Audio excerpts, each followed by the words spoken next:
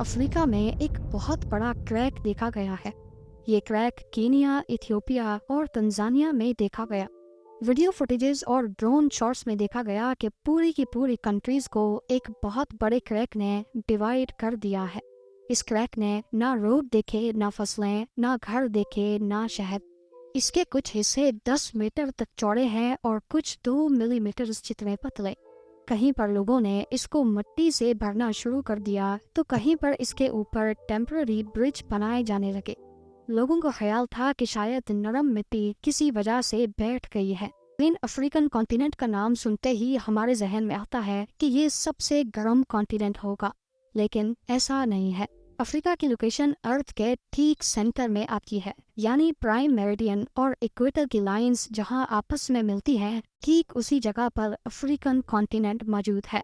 अब क्योंकि इक्वेटर सूरज से ज्यादा करीब है, इसी वजह से अफ्रीका सबसे गर्म तरीन कॉन्टिनेंट है। लेकिन अगर हाईएस्ट टेम्परेचर की बात की जाए तो वो यूएसए में रिकॉर्ड किया गया था। अफ्रीका गर्म तरीन कॉन्टिनेंट है, लेकिन इसका मतलब ये नहीं कि अफ्रीका में सर्दी नहीं पड़ती। यहाँ इफरान के मकाम पर -23 डिग्री सेल्सियस रिकॉर्ड किया जा चुका है। बात की जाए रंगों की तो अफ्रीकन कॉन्टिनेंट यहाँ भी अनोखा मंजर पेश करता है। ना सिर्फ रंग बल्कि हर मामले में अफ्रीका एक तरफ काफ़ी एक्सट्रीम है तो वहीं उसका हल्का मिजाज भी मौजूद है। मिसाल के तौर पे दुनिया के 10 सबसे गरीब मुल्क भी अफ्रीका में ही मौजूद हैं और इन्हीं की वजह से अफ्रीका दुनिया का गरीब तरीन कॉन्टिनेंट कहलाया जाता है। लेकिन वो अफ्रीका ही है जहाँ दुनिया के सबसे ज़्यादा कीमती मिनरल्स पाए जाते हैं। वही अफ्रीका जो दुनिया का गरीब तरीन कॉन्टिनेंट है, यहाँ पर गैबोन के कैपिटल लिब्रेविल को ईयर 2000 पे दुनिया का सबसे महंगा तरीन शहर डिक्लेयर किया गया था। पेरिस, न्यूयॉर्क और सिंगापुर से भी महंगा। ये सब सुनने के बाद काफ़ी अजीब सा लगता है, लेकिन अफ्रीका में सोमालिया का कैपिटल मोगाडिशु दुनिया का सबसे खतरनाक शहर माना जाता है। अफ्रीका की टोटल पॉपुलेशन 1.5 अरब है, लेकिन बदकिस्मती से यहाँ की 40% आबादी इलिटरेट है, यानी ना उनको पढ़ना आता है ना ही लिखना। पर दूसरी साइड पे दुनिया की सबसे पुरानी यूनिवर्सिटी भी वेस्ट अफ्रीका में ही पाई जाती है।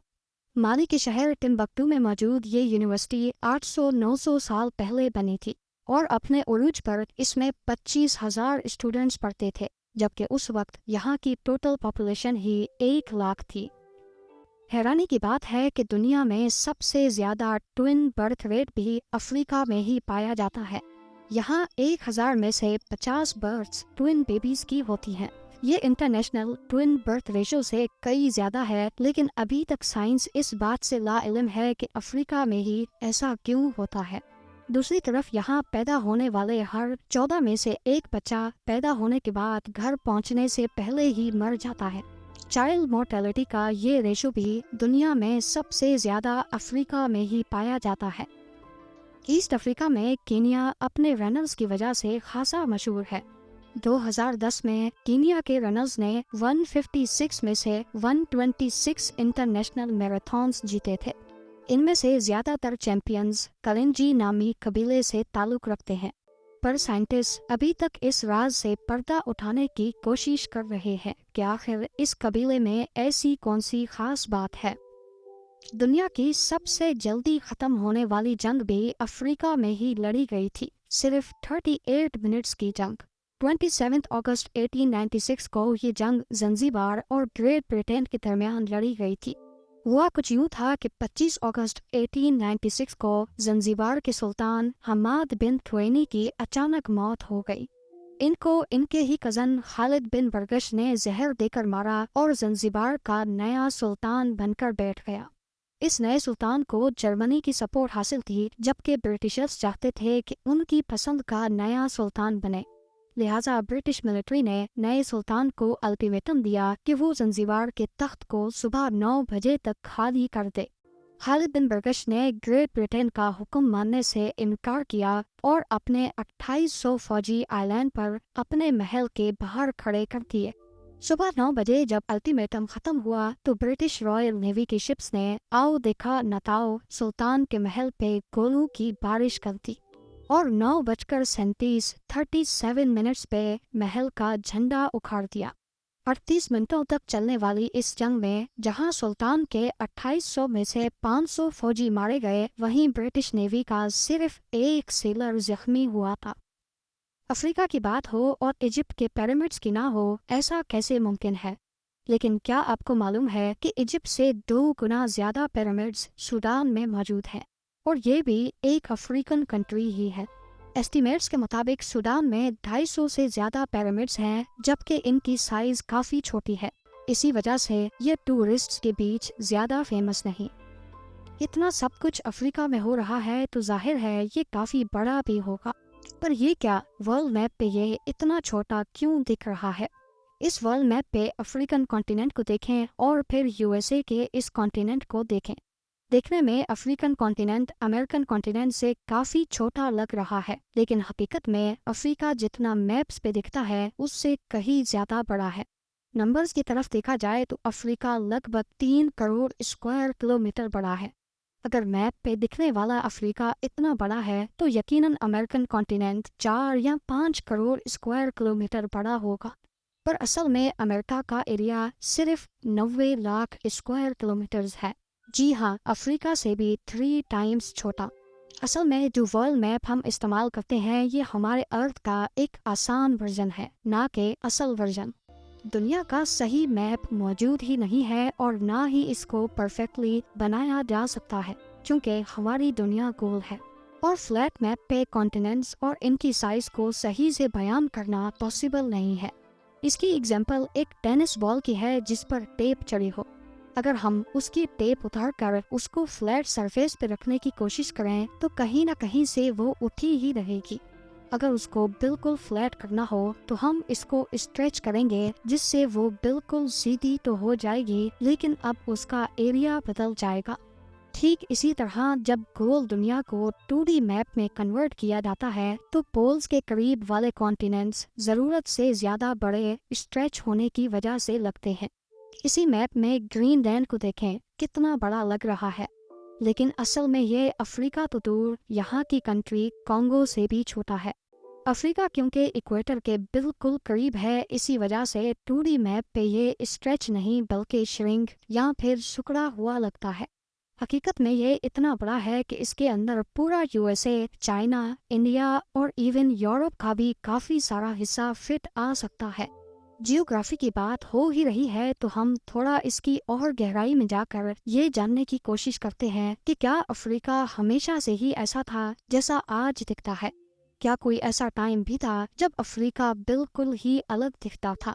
साइंसदानों का कहना है कि हर 50 करोड़ सालों के बाद हमारे अर्थ की टेक्टोनिक प्लेट्स सारे कॉन्टिनेंट्स को आपस में जोड़ देती हैं, जिससे एक ही बड़ा सुपर कॉन्टिनेंट बन जाता है।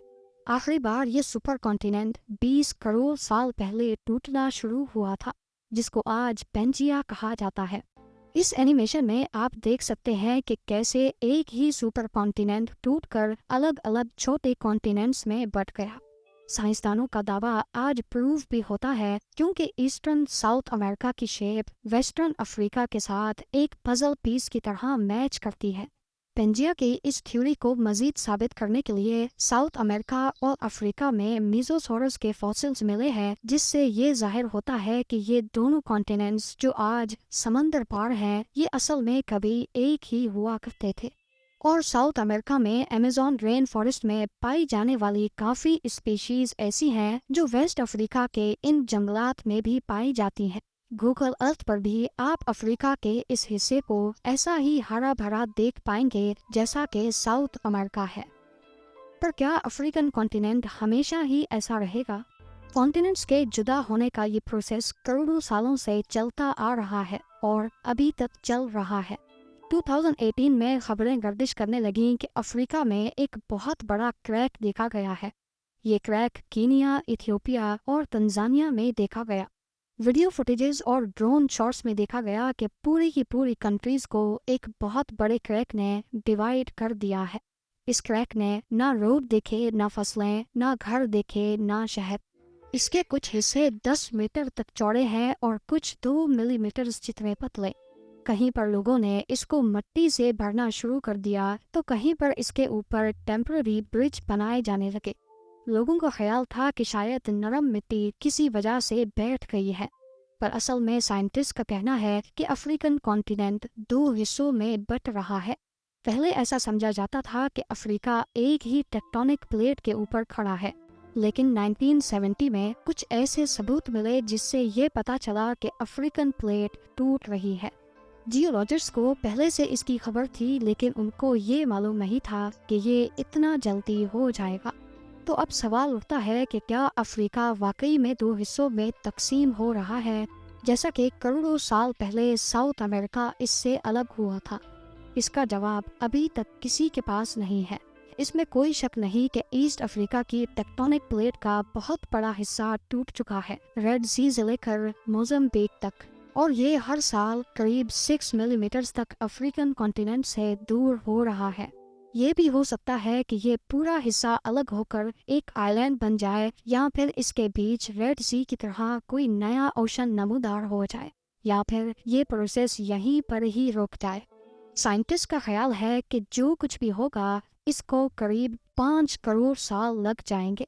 आगे चलकर जो भी हो, पर आज हम इस प्रोसेस के यानी कॉन्टिनेंटल रिफ्ट को देख सकते हैं और इसके आई विटनेस भी हैं।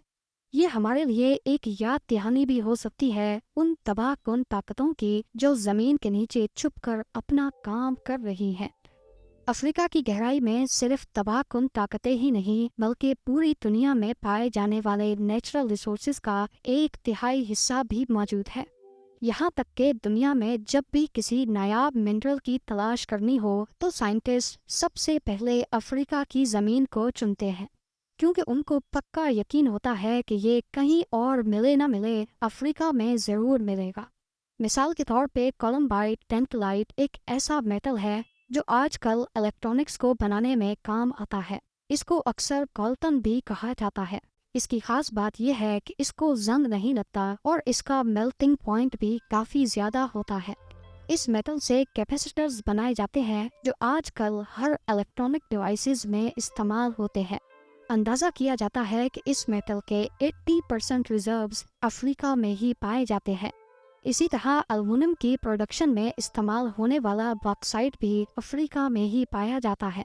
और तो और दुनिया का सबसे कीमती जेमस्टोन डायमंड भी सबसे ज़्यादा अफ्रीका में ही माइन होता है। ये सब कुछ अफ्रीका के नेचुरल रिसोर्सेज का सिर्फ एक छोटा सा हिस्सा है। अफ्रीका की बात हो तो सहारा डेजर्ट पे बात किए बिना टॉपिक ख़त्म नहीं होता। सिर्फ सहारा के अंदर ही इतने राज छुपे हैं जो अकेले ही पूरे अफ्रीका का मुकाबला कर सकते हैं। यहाँ मौजूद एक ऐसा स्ट्रक्चर जिसको स्पेस से देखा जाता है, 40 किलोमीटर बड़ा ये गोल निशान जिसको आई ऑफ सहारा और रिचर्ड स्ट्रक्चर भी कहा जाता है, इसके नीचे कौन सा राज छुपा है? किंग टूटनखामुन के नेकलेस का अनोखा पत्थर जो पूरी दुनिया में कहीं नहीं मिला, वो सिर्फ सहारा के बीचों बीच पाया गया था।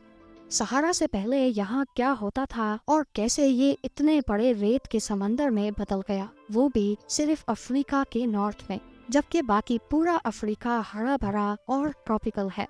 इन सब खसूसियात के साथ साथ वो सहारा ही है जिसकी वजह से हजारों किलोमीटर दूर अमेज़न रेन फॉरेस्ट हरा भरा और जिंदगी से भरपूर है। लेकिन आखिर कैसे? ये सब और बहुत कुछ आप जान सकेंगे सीक्रेट्स ऑफ अफ्रीका के नेक्स्ट एपिसोड में।